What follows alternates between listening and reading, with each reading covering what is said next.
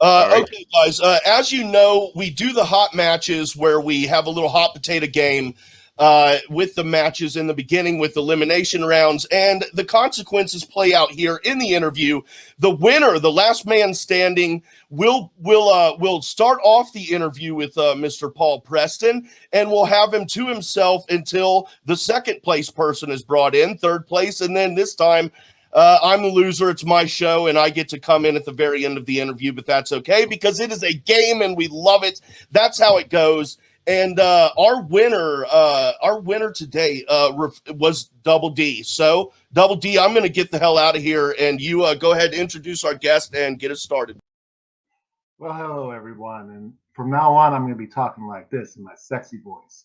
I am proud to announce that Paul Preston is in the house. So can we please give a round of applause for the Powder Keg? How you doing, Powder Keg? They're applauding. You just can't hear it. They're applauding, though. It's happening. All right. There, Frenchie. Hey, Frenchie, wait, get Frenchie back here. Yeah. Don't take this the wrong way, but what are you wearing? San Jose, baby.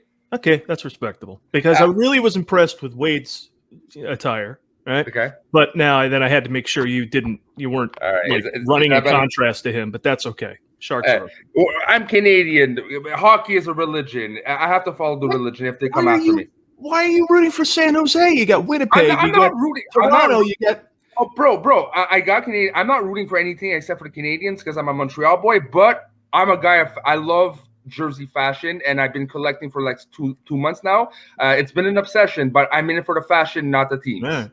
All right. So we'll probably talk later, but I'm out of here. This is not my segment. Actually, Double D, get out of here. Frenchie and I are having it. No, Frenchie, this is my time with the Powder Keg.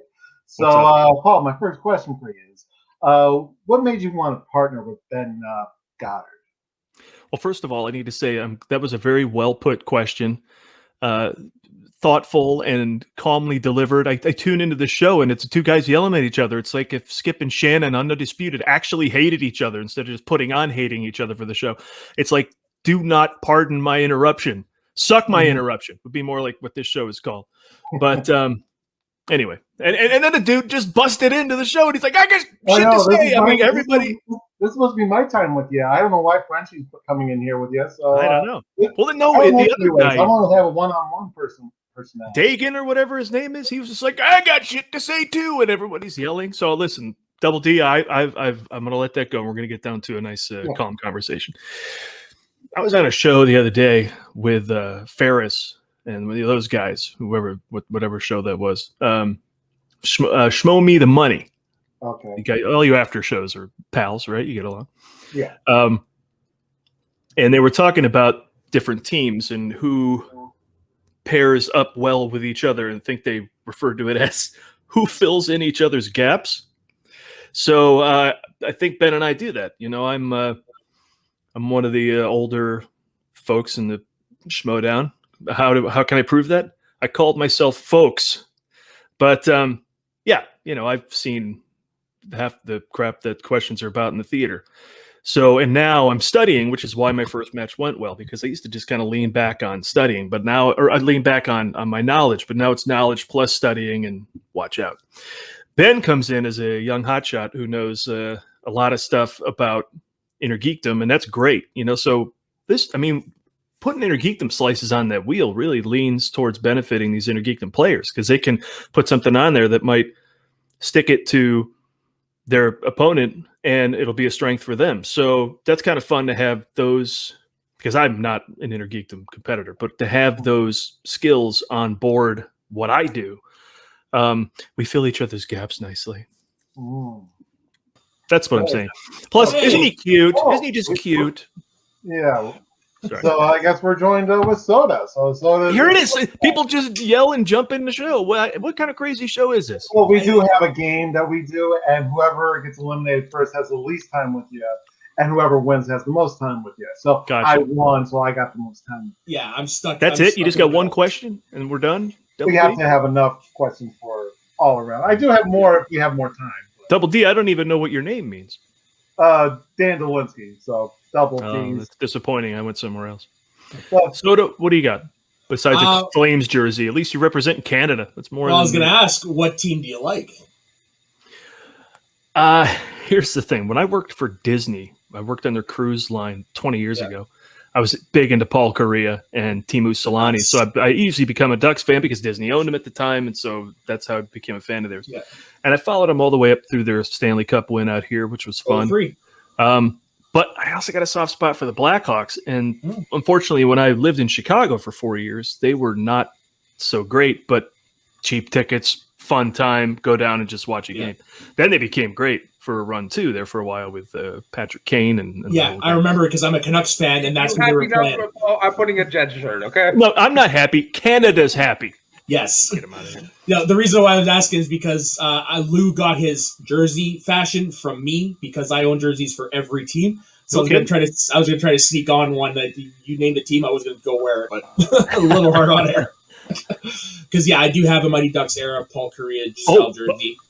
I'll tell you something. I went to a Golden Knights game, and I am sold. Okay, now you can see them play out and about. There's a bunch of young punks, and they're really good. I'm actually a little behind on what their current status is. I mean, are they doing well? They're doing what they've been pretty much been doing since they joined the league. Okay, well then they could be in the playoffs again.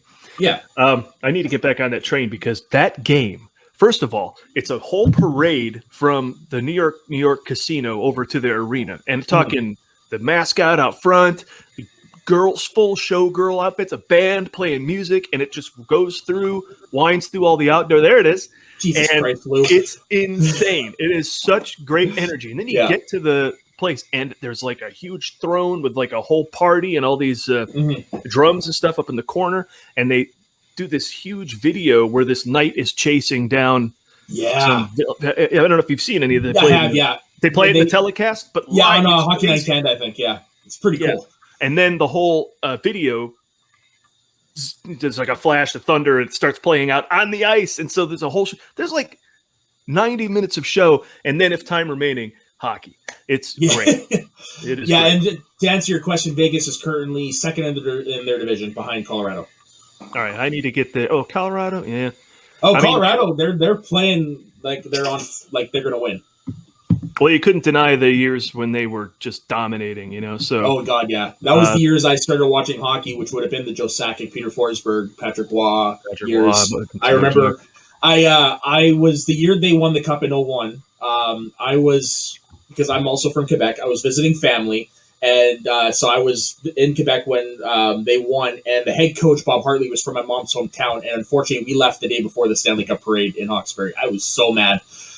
I kissed the Stanley Cup when the Kings won. Nice. Yeah, they had a city walk, and you could just go up and I was working there at the time, so I had a buddy of mine called me and said, hey, not everybody knows about this. It's not like a massive line. And so I went up and we had a thing. Oh, last thing I'll say is screw the Red Wings. And I have a soft spot forever for the Sabres. I mean, Hasek should have won the cup with the Sabres. You don't go and win the Yankees of hockey, the Detroit Red Wings. And so Buffalo, just such a loser of a sports town. I lived there for 4 years of the Bills not winning the Super Bowl. So all this culminating in the first sports win they get, and the Bills are on the verge. That town's going to go bonkers. I was hoping to be the Sabres. I just don't know. I didn't not even follow. Definitely not this year. With La Fontaine. Yeah, power play goal makes it 3. Another. I mean, the broadcasts of that show were outstanding. Anyway, that's speaking of hockey. Yes, sir. But with Buffalo, I do feel bad for them this year. Easily the worst team in the league, but it's mostly circumstance. Ugh. Here's this guy again. Yeah, he just comes in. Hi, Paul. My name's Chris. It's a pleasure to meet you. I'm the guy that jumps in and abruptly interrupts any conversation that's had on speaking of Schmoedown. But to go back to the Schmoedown, because admittedly I'm not a big hockey guy. I'm a big baseball guy. Go Cubs. Sure. Let's go to the Schmoedown. Let's talk but to take it back to the Schmoedown for a second, Dan talked about obviously your partnership with Ben Goddard going into the team's tournament. It's going to be happening very soon. But last year, I mean, it's no secret that in regards to your play, you had some difficulties with some teammates. With Tom, we didn't see we didn't see the success that a lot of people expected out of you and Tom. But now this year going into it with Goddard, but the one constant is Kate. Kate was the one thing that you had last year, and you came back to her same faction, came back to the den. So what about Kate makes it such a perfect fit for you? Because I always thought you were a player that you could have gone anywhere. You could have gone wherever you wanted to, and that's the vibe I got in regards to free agency. I'm like, oh, if he wants to go to Kaiser, you can go to Kaiser. If he wants to go to Corruption, you can go to Corruption. But what about Kate makes you want to stay with, or made you want to stay with the den? First of all, I lean into enthusiasm. So she showed it, I responded, and then dug a little deeper on what she had planned, and her draft tactics and how we were going to run this year differently from the past. Like I just said a few minutes ago before we got in the hockey jag, that I am studying this year. And mostly these are movies I've already seen, because they've been around. So she was all about that. And we're both leaning into that this year where we didn't before. So these hungry rookies on the den are no joke. So look out. We already had Peggy Gubbins with the wins. Just keep watching. Yeah. I want to see what they do next because they jump into these study sessions and they're all fired up, and so it's more of a group effort than it ever was before. And Kate is, nurturing that. And Kate, listen, if someone just told you that, listen, I mean, because I had no reason for anyone to really love me after last season. I crapped the bed. But for her to then come around and say, you're the guy, we're putting this team on you. I mean, how could I not step up and try and be the best player I possibly could? So it's all changed this year. And, like a lot of things, it comes down from the top. Look, is Kaiser a great manager? Who would know? He didn't get the chance to nurture talent. He's the Yankees. He brought in the free agents that were a big deal, and he just sits back and gets wins. Is he any good at nurturing talent? I mean, clearly, if we go as far as we hope to in the den this year, she's taken Goddard and I and turned us into a machine that's going to churn out wins, and then brought in the supporting cast to help, including some other returning people like Silvestrini. So. Right. Before we go on to the Gumpo old man called Jay Wade, we do have a question from our man Dagan, so I'm just gonna put it on and see what you say. If you and Ben win a match against Lightning Time, would you most want to face out with the who would you want to go? Who would you want to go against, bro? Yeah. Double D, you won this opportunity? I'm sorry, I haven't practiced. I haven't practiced the reading. I didn't know. Don't worry. He's not used to being in the host chair. Yeah. This is my first day at host, so. No worries, buddy. Well, look, this is a year of a lot of people running scared. A lot of people are afraid to play so-and-so, or all these Dragon Con people are so scary, and so Star Wars people are running with their pants at their ankles. Listen, Timolanta said you want to be the man, you got to beat the man. I've said on a couple of these shows, you go into prison, you got to knock the biggest guy in the workout yard on his ass in order to show your authority. So I'll take whoever. I can't sit here and go, oh, it would be a nice, easy path to get that. I mean, as soon as we win, I mean, if it's going to be who the options in our bracket to play after that? It would be Roka's team, right, with JTE. Yeah, Rushmore. Yeah, and then Rushmore, Press Room, Danger Zone, Deception. Yeah, that's on the other side. My favorite team named the Midterms. The Midterms. It's naming your team after something everybody hates. Right? Listen, we're the outsiders for a reason, because it labels us well. You got a bunch of guys passing belts around in this league, right? And it's time for someone to come in and shake it up. Adam Collins did that last year. Paul Oyama the year before. There's always somebody's got to come in and make a new name. Otherwise it's just Roka and Bateman and Merle and yawn. So those guys will be in the mix because they're good. But it's time for the outsiders to come in and say, didn't expect this, right? It's going to be a gang fight. And so I want to take on the big guys. I'll walk through anybody I have to get there. And not to answer the question for you, Paul, but I think the correct answer is corruption. We want to see you face corruption at the end of this whole thing, don't we? You're a corruption fan. I'm taking it. So yes. If you would like me to beat them, sure, I'll beat them. Wait. No, I'm definitely a fan of Paul Preston. Look, when you debuted with Adam Witt with the movie guys, you definitely brought this different energy to the Schmoedown that at the time was lacking. I still think we're lacking. We these bigger personalities, we don't get to see them too often. And like the people that get it, whatever it is, like I thought you and Adam brought that, and y'all are still bringing that in your respective factions.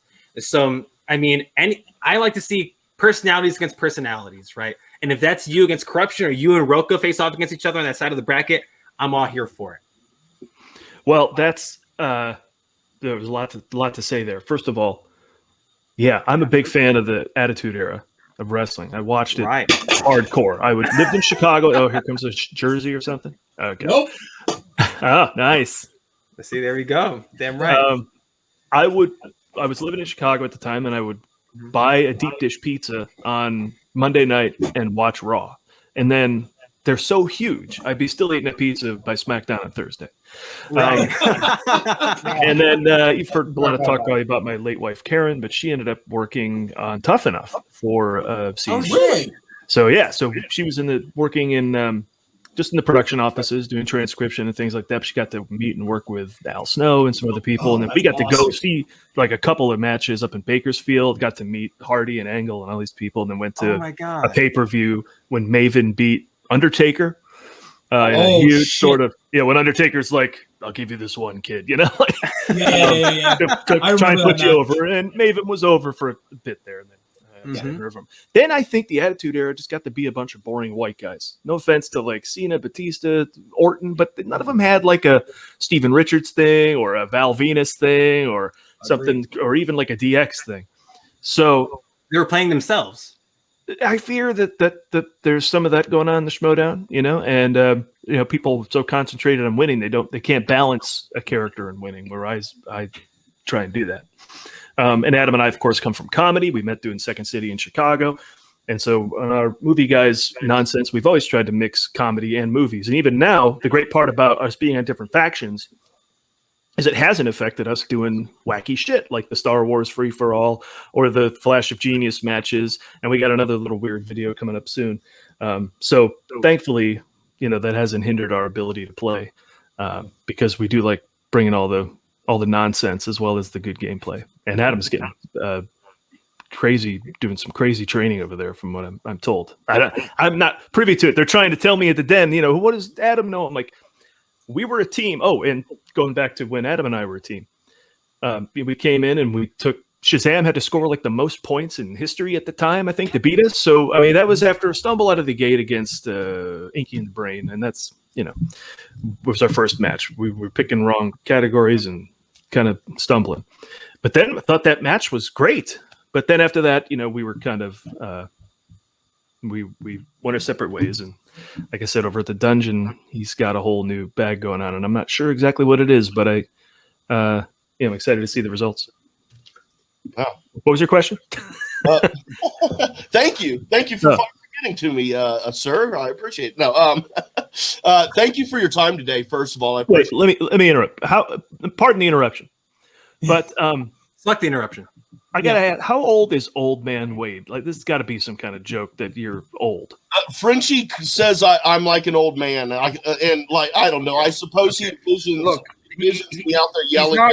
He's not old in numbers. He's old in soul. I swear to God, he does. He probably already yells at people being on the lawn. Okay, the way he complains, he's an old soul in a young man's body. That's what I mean. Okay, that makes sense. An apartment complex, so the only people I yell at for being on the lawn are people who don't live in the complex. So let's be some credit. You're like that great line in Knocked Up when Leslie Mann's trying to get in the club and Craig Robinson says she's too old and she's all offended, and he goes, "No, you're not old for the earth, just for the club." Yeah, that's you. No, I'm 42 though. I'm not that old, but I do kind of ramble like an old man. But something I've always been interested in from competitors is the initial conversation that they had with Christian or Mark when they joined. I was just curious, when you joined, was it a situation where did they approach you? Did you approach them? What was that conversation like when you first started up in the Schmoedown? Adam and I have been doing the movie guys since 2009. We were shooting videos in my garage and putting up stuff and having some fun. And then, we kind of got on everything right when everybody else did. Like, hey, let's do a podcast, and everybody did a podcast. But either way, we started doing it at a place called the Toad Hop Network. And if you know anything about LA, Heidi and Frank are the morning show here, one of the big ones on KLOS. They lost their job or left 103.5 or wherever they were and started this podcast network. They've since closed that network because they went back to 95.5. And now they're talking about launching a second channel that's all talk. But this their Toad Hop Network, the Schmoes were on it. And so Adam and I pitched ourselves to be on it. So then we were on it. And then we were like back to back on Thursday. So that's how we got to know those guys back in the day. And then Toad Hop closed. We went off and did our thing. They went off and did their thing. And their thing was nurturing this giant of a sport in movie trivia. So for some reason, they stayed on the Movie Guys newsletter that, anyone who I met, I just stick them on the newsletter and try and keep them updated with what we're doing in terms of videos, podcasts, articles, reviews, interviews. And so he just saw the thing. I wonder if those guys are any good at movie trivia. And he said, he shot me a letter. Christian did. And I said, you guys good at movie trivia? I said, we'd come to play and come to win.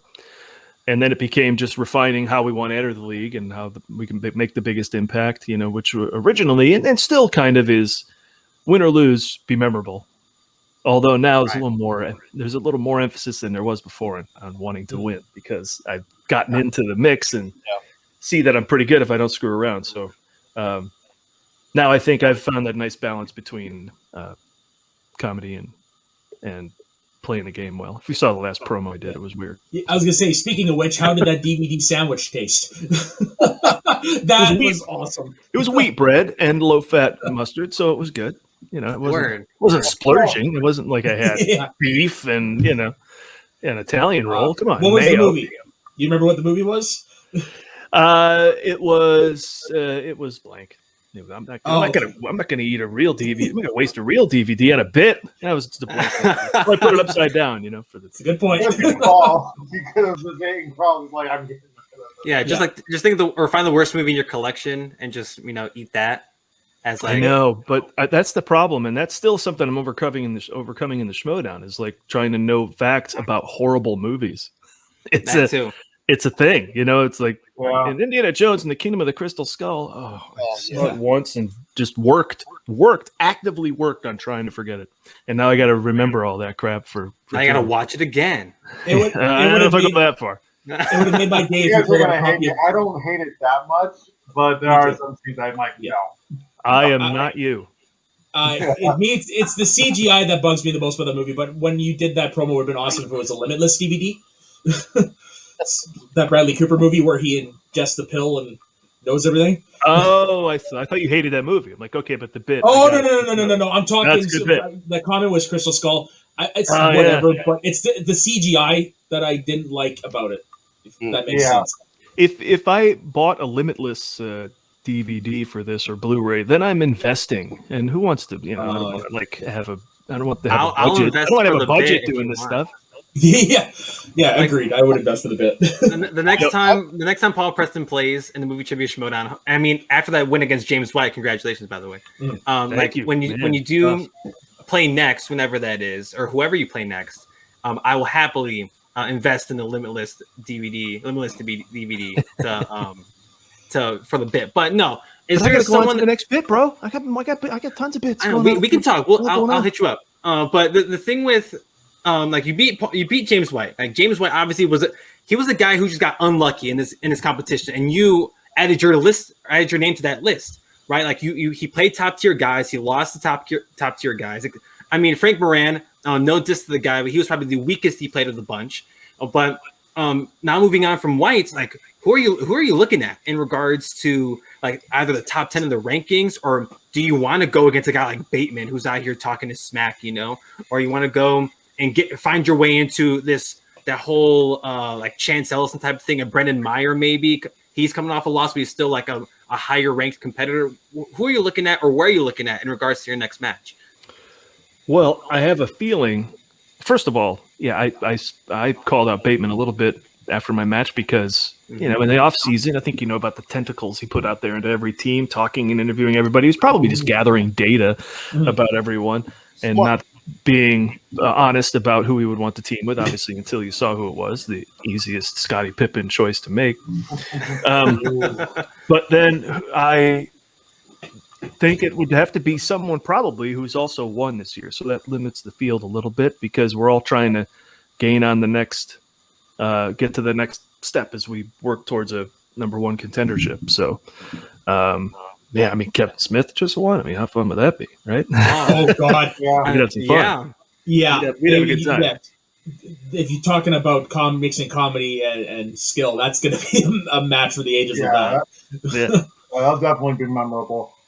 Since you're familiar with Chicago, Paul, you talked about pizza. What was your favorite deep dish pizza from Chicago? Okay, I am not a Lou Malnati's guy because of its lack of awareness.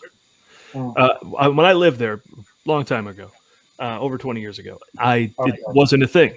It may have been a thing, but not the thing it is now where everyone's like, it's the best. For me, it was Giordano's or Gino's.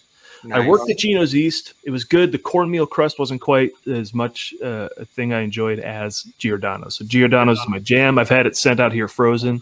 Wow. That being said, Gino's East is now here in the Valley. So I don't know if you guys are in LA, but they opened Gino's East just the other side of Coldwater on Riverside. And so I've already gone there a couple times and gotten the legit, authentic, because there are people out here who've tried Chicago deep dish pizza. There's a place called Massa in Silver Lake. And then George Mantegna had a place called Taste Chicago. That just closed recently, but they it wasn't quite right. They chopped up the pepperoni. Gino's does the weird thing where they put the disc of sausage on the pizza. That's the size of the pizza. So every bite you get some. That's awesome. Yeah, but so Giordano's is my ideal, but Gino's because it's close. So, yeah. Personally, there's a pizza place. There's two pizza places where I live. It's called Pudgy's and Doreen's.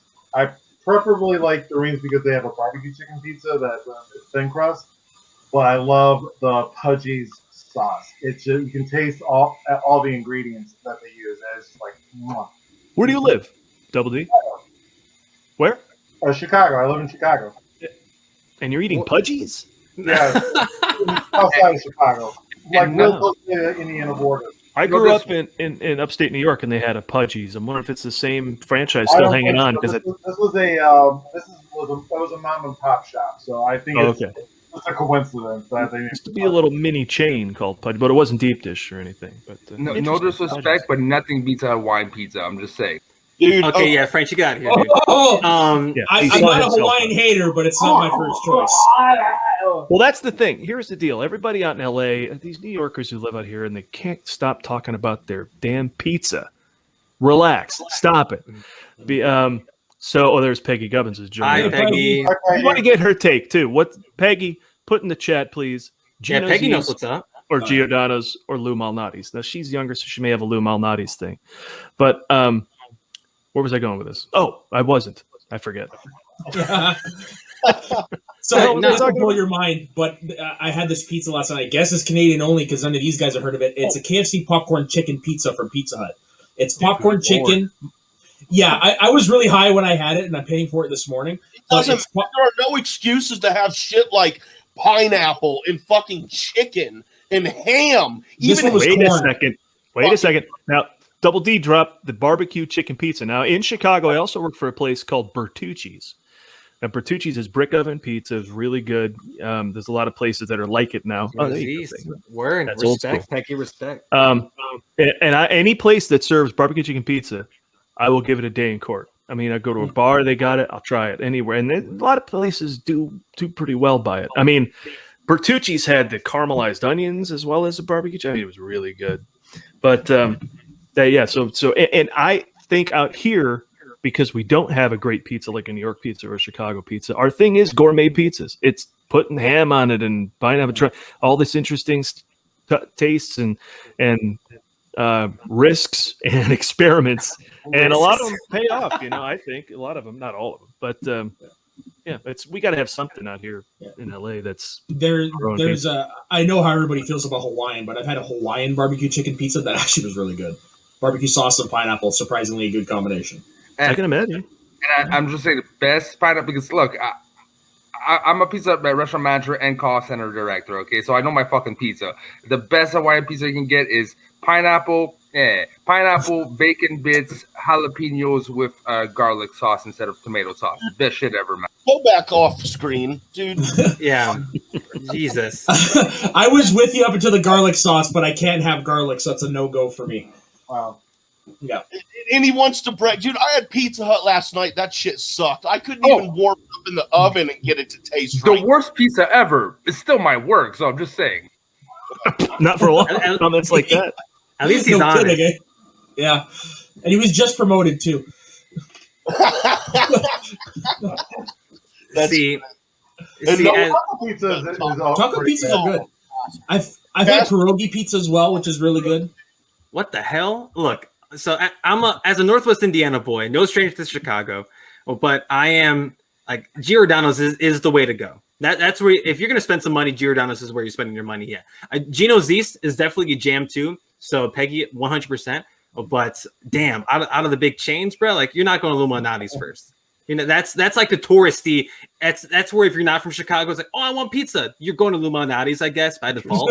Interesting. But Giordano's to me.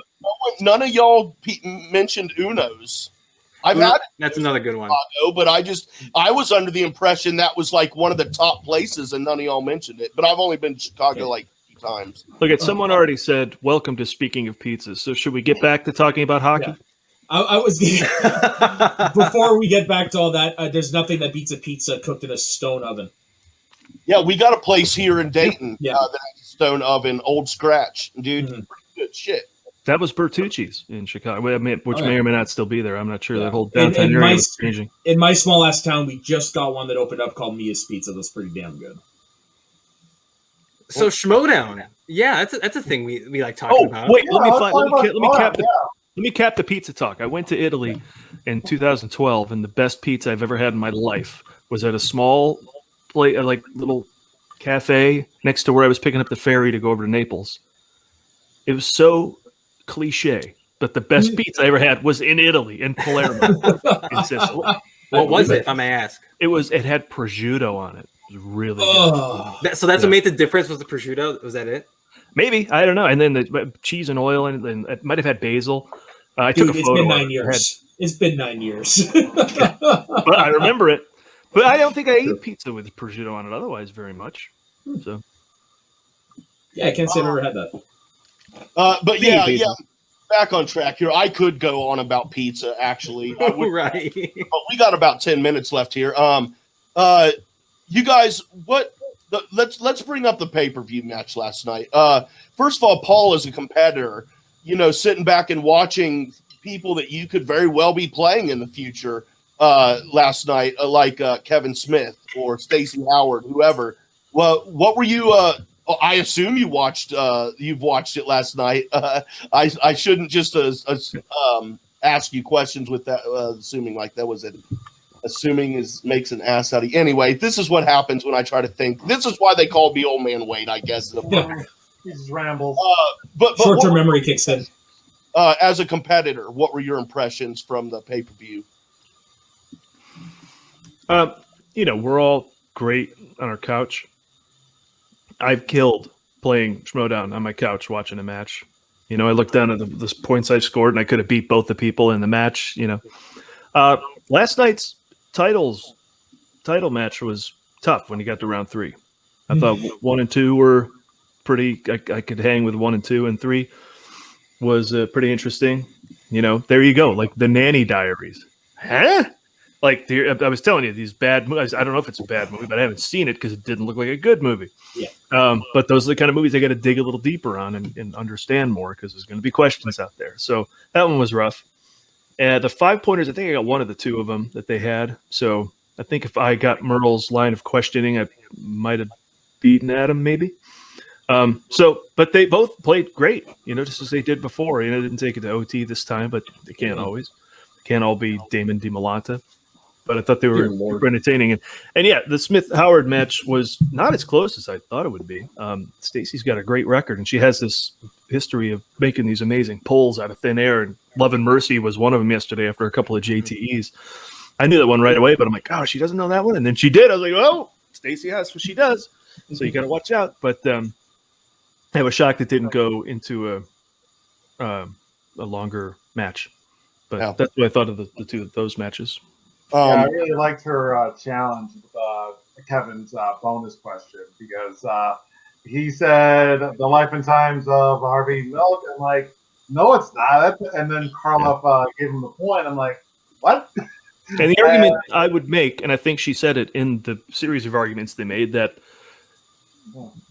it's not just that he said too much. He said a different movie. Like, that is a different movie. Like, if you said, which film, blah, blah, blah, about skateboarders, and you said Dogtown and Z-Boys. No, it's Lords of Dogtown. Dogtown and Z-Boys is the documentary about those guys. You know, so it's, you got to be right. Well, they said Dogtown, you know. Yeah. You know, you kind of gotta make that call of throwing a challenge out there, and I think it was the right thing to do. Yeah, I'm with you there. And I mean, we have had precedent, especially with names mostly than movie titles, where it's just like, you know, that could be another person, so you have to challenge. I agree 100% with her challenge. And Smith made it entertaining too. Of course. Talking about how well, I said all these other things. I said T. Hanks, Tom Hanks. You know, I didn't mean T. Hanks, Tom Hanks. You know, I meant Tom Hanks. So that was entertaining, but didn't help him any. I mean, I think that's a pretty solid judgment. It was entertaining, but honestly, it was an absurd argument. But I noticed something last night, and I was kind of not really amazed, but it has to do with, not really the question writing itself. The question writing's been great, but in the speed round, they had the $1 Million Baby question, which was best supporting actor, which was Morgan Freeman. Then, like 2 questions later, it's asking for a female in the fighter. And that, I believe that is what did the trip up for Merle when because I did it too. My mind went right to Hillary Swank, but then I had to catch myself and go, wait a minute, no, that was $1 Million Baby. But I love how I don't know, that was just brilliant. If it was not intentional, then it was a great thing that just happened to happen. But if it was intentional that they set those questions up like that, then that was beautiful, beautiful work. I would like to think it's intentional. Same with my match when James pulled 70s and he had the question about the Richard Gere movie where he plays a farmer, blah, blah, blah. And it was Days of Heaven, but he said the other Terrence Malick movie, Badlands. So it got to me to steal, and the options were Badlands, I can't remember the other one, and then Days of Heaven and Gates of Heaven. So now if you remember, of course, Heaven's Gate is a very notorious flop from the late 70s. So it's like, oh, they want me to, they're trying to trick me with the Gates of Heaven, thinking Heaven's Gate, not today. So I said Days of Heaven, I got the point. But that kind of, I think that's all deliberate, and I think real smart and tricky, making it tough for us, and they should. Yeah, well, it seems to have worked last night on Merle on the GOAT. Made it even that much more of an interesting game, man. That's one when that's the results of the speed round. That's when I shit myself. I was like, oh my gosh, this is going to be a nail biter here. And I have Merle on my fantasy league roster, so I was really, really rooting for him too for that reason. So both matches were interesting in their own way. Like the Smith Howard one. This was, I mean, no offense to Jericho or the Seflertenflaus, but this was Smith's first real challenge in the Schmoedown with Stacey Howard. And like Stacey, like what Paul was saying, like she can hang. Like there are days where she stumbles a little bit, but there are also some days where she, like what Paul said, pulls shit out of the air and she can kill it. And she's done really good. She's done really well in her matches. So I expected the Stacey to come out where she was going to do really, really well. Paul Smith, if you could totally make that happen, Paul. Yeah. But the stuff with like Smith will look great at the end of the second round, and then the third round panned out the way it did. But Smith's next match now, because he's beaten Stacey. Like Stacey, I think that's a quality win. But who do you put against Smith now? Is it Paul? Is it like a Video Drew? Who do you have face off against Kevin Smith? Shit, you can have Video Drew face Paul. Keep that in mind too. But well, that's the deal. It's like a winner, I think, going back to my previous theory, again, I don't set this up, but it seems like a winner earns the right to play another winner as you try and get enough wins in a row to get that next opportunity towards the belt. So who's out there? Drew, you said, right? Oyama, right? One.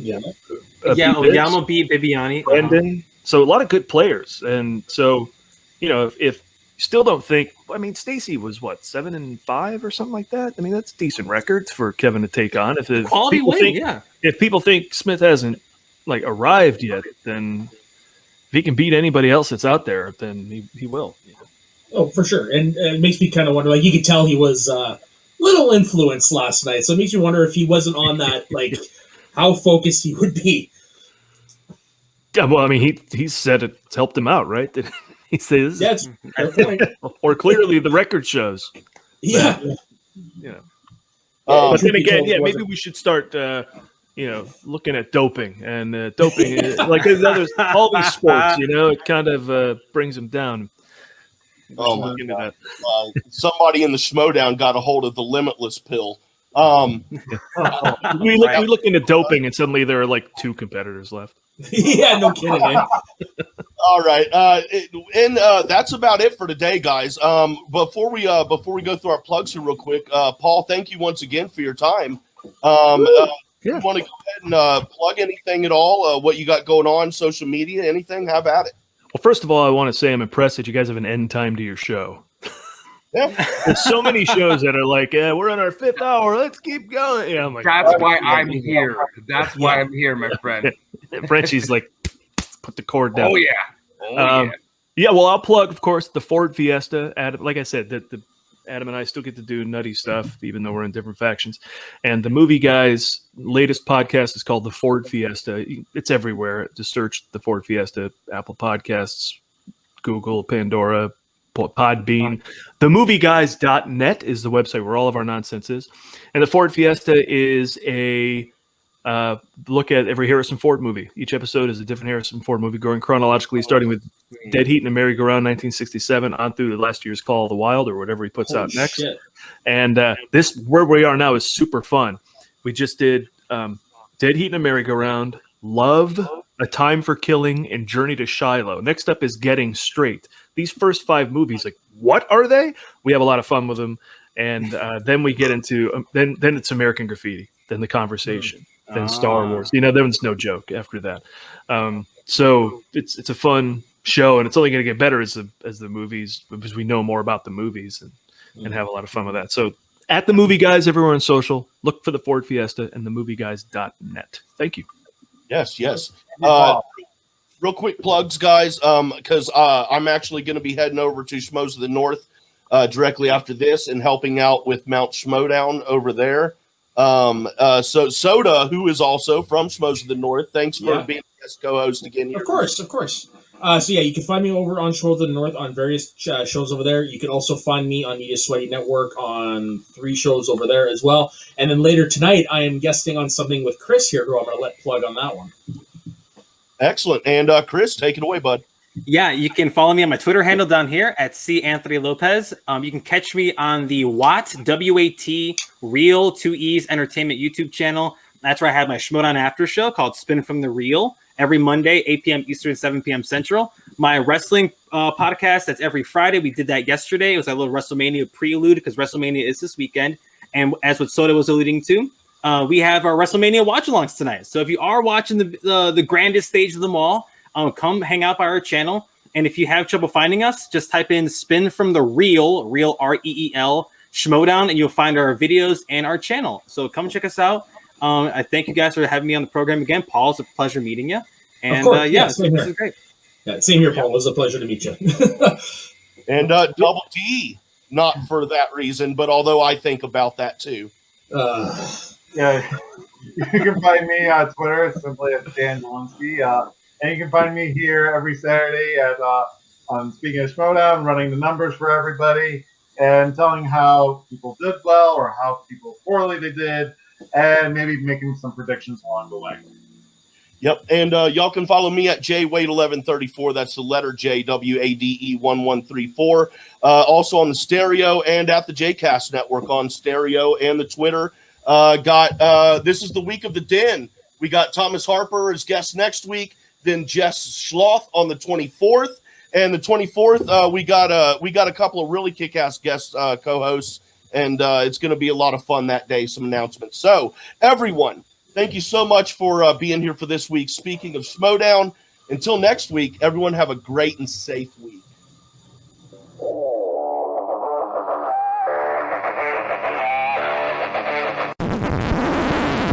You want to hear something funny? The mic wasn't on that whole time. No way. Yeah, for real. Oh, wow.